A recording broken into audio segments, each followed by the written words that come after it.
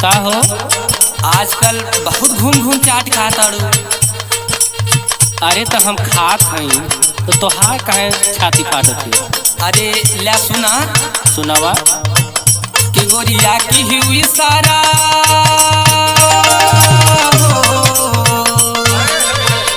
कि गोरिया की हुई सारा एक बार पूरा बजरिया में जादू तोरे नजरिया में ना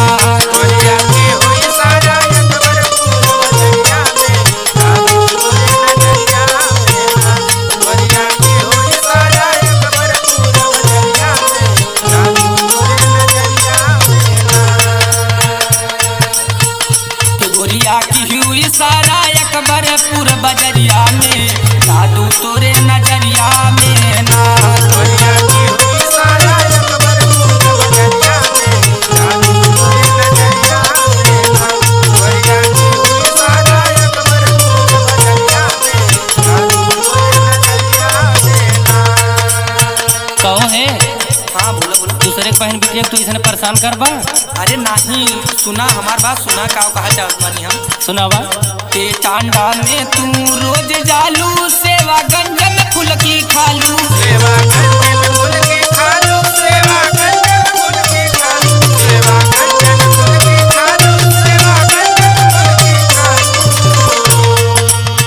ते टांडा में तू रोज जालू सेवा गंज में फूल की खालू के इल्फातगंज के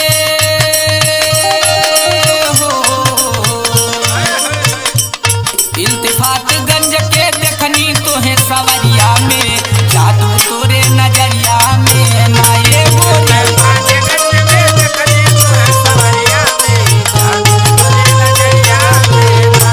इल्तिफातगंज में देखनी तो है सवरिया में जादू तोरे नजरिया में ना।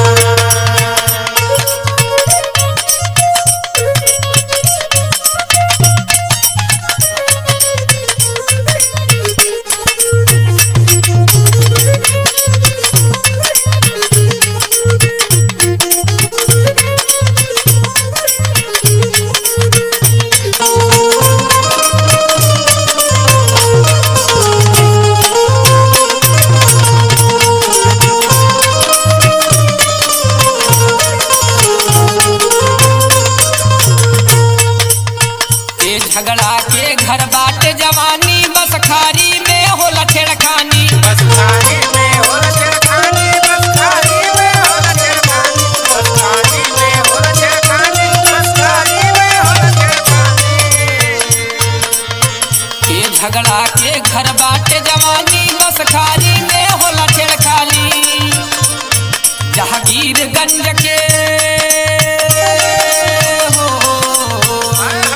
जहांगीरगंज के देखनी तो है देवरिया में जादू तोरे नजरिया में ना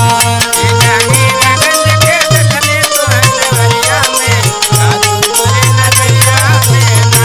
जहांगीरगंज के देखनी तो है देवरिया में जादू तोरे नजरिया में ना।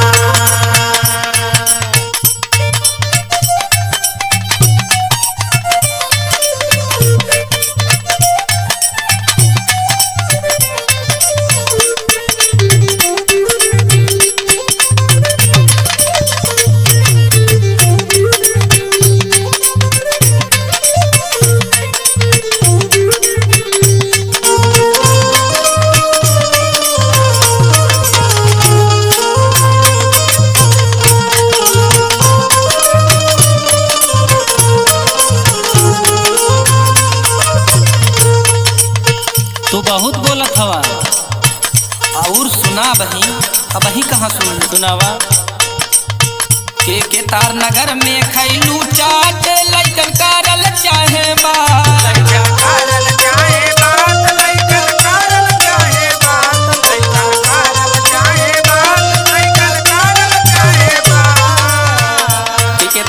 नजर में खैलू चाट लइकन करल चाहे बात बिसलवा धारल चाहे तोहके या कवरिया में ए गोरिया सियोमवा धारल चाहे तोहके या कवरिया में जादू तोरे नजरिया में ना